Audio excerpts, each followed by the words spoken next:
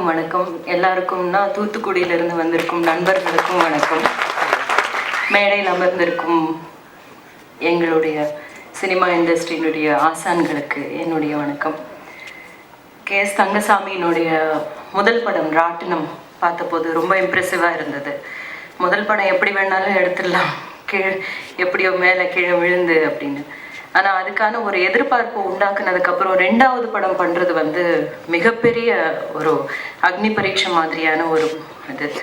அந்த அளவுக்கு ஒரு நல்ல படமாகவும் இருக்கணும், அதில் எட்டாத சில உயரங்களை இந்த படத்துலேயும் எட்டணும் அப்படின்றதும் இருக்குது. அதுக்கு மேலே வந்து அவர் ஒரு தயாரிப்பாளராக ஒரு பொறுப்பையும் எடுத்துக்கிட்டு இருக்காரு. அது எவ்வளோ தன்னம்பிக்கை இருந்தால் அந்த பொறுப்பை எடுத்துக்கிட்டு இருந்திருப்பாருன்னு நினைக்கிறேன். அந்த தன்னம்பிக்கை எதில் ரொம்ப தெரியுது அப்படின்னா, தன்னுடைய ராட்டினம் ஃபிலிம்ஸ் அப்படின்றது வந்து ஒரு முத்திரை மாதிரி போட்டிருக்காரு பாருங்க. அந்த முத்திரையில் தெரியுது நான் வந்து ஒரு முத்திரை பதிக்க வந்த ஒரு இயக்குனர், நடிகர், தயாரிப்பாளர் அப்படின்னு.